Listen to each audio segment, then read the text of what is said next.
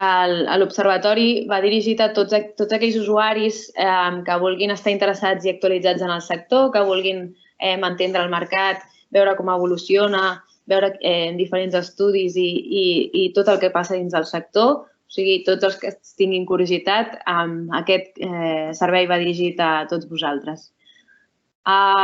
Quin servei volem donar?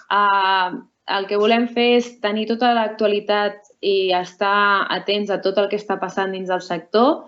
Llavors, dins de la web, que en breus us ensenyaré, estarà la informació actualitzada de totes les notícies que vagin sortint del sector i relacionats setmanalment seran actualitzades a la web.